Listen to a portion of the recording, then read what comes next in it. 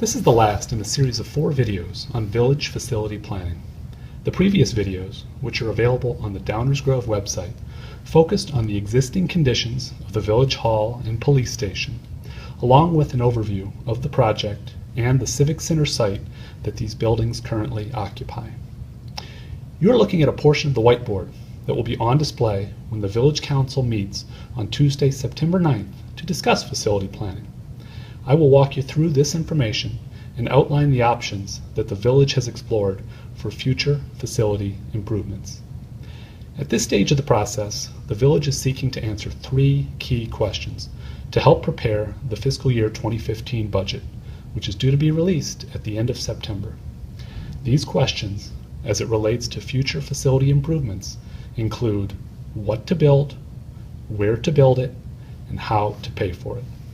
The reason these questions are being asked now is because the existing Civic Center facilities have exceeded their useful life, and it is appropriate and reasonable to explore many options before spending up to $10 million on the replacement of critical systems within these buildings. In addition, the existing facilities do not meet the operational needs of the village, with the police station being too small and Village Hall being too large. It is also important to note that these 2 buildings currently occupy a large portion of the more than 8-acre site owned by the village in close proximity to the center of the downtown.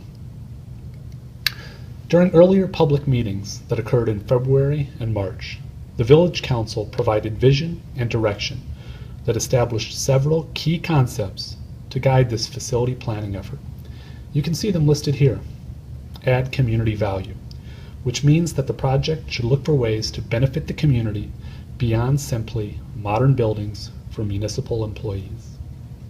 Financially and environmentally sustainable, pursuing opportunities to minimize the impact on the environment and burden on the taxpayer.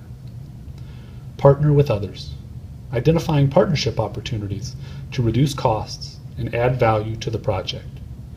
Explore a full range of options. Design for a modern and future workforce.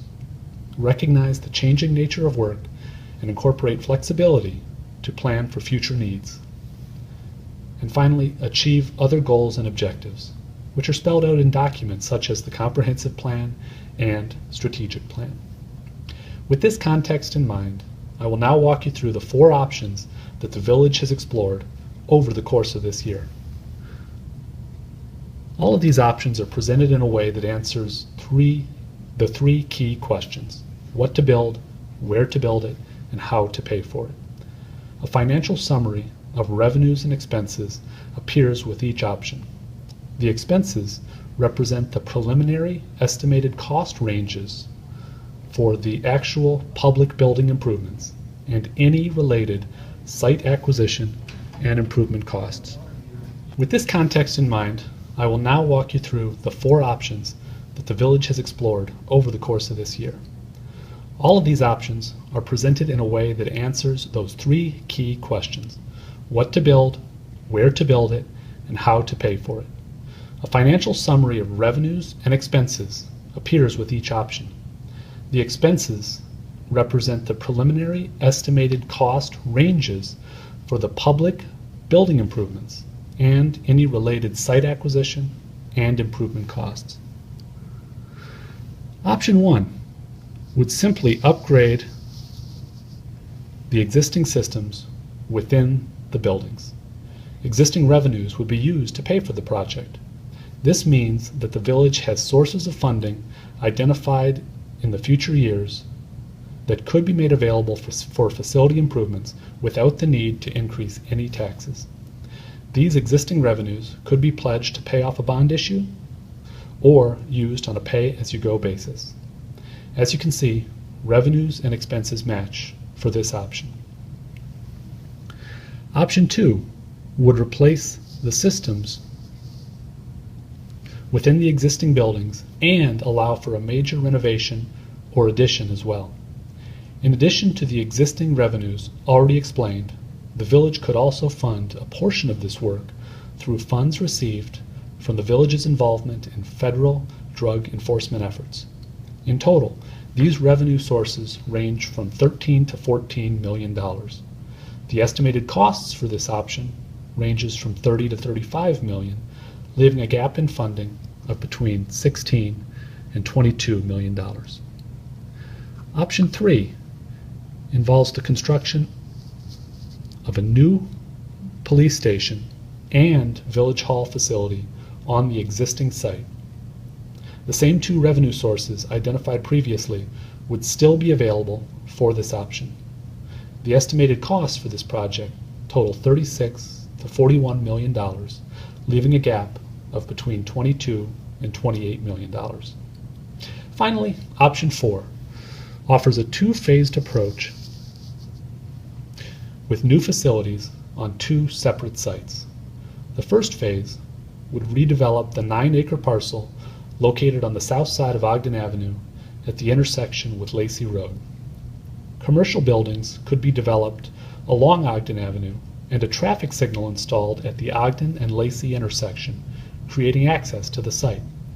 A combined municipal facility would be constructed on the rear portion of that site to include the police station and the fleet maintenance facility, which are currently on the existing Civic Center site.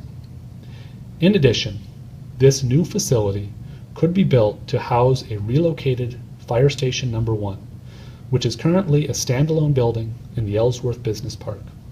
This would allow for greater building efficiencies and improve the overall fire and emergency medical response times to the northwest portion of the village, without causing response times in other areas of the village to fall below target. Funding for this phase of the project could also make use of the Ogden Avenue TIF. If so, these funds would only be designated for site acquisition and improvements, such as environmental remediation. Ogden Avenue TIF funds would not be used for the construction of the actual municipal facility. This option results in a projected gap of $14 to $18 million.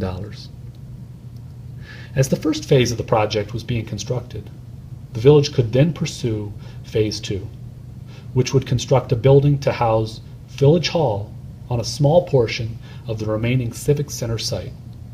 The rest of the property could be redeveloped with a residential, multifamily, or mixed-use project. The private redevelopment of most of the site would allow the village to capture revenues from the sale of land and the property taxes generated from the project and direct them to support Village Hall construction. Under this scenario, the private redevelopment could pay for most, if not all, of the public facility costs on this site. This video briefly explained the options that the village has considered and will discuss publicly with the Village Council on Tuesday night. The discussion will allow for questions to be asked and answered and any concerns to be heard and understood. If you have questions or comments in the meantime, they can be emailed using the address dgfacilities@downers.us. We look forward to seeing you on Tuesday night and encourage input and participation throughout the remainder of this process.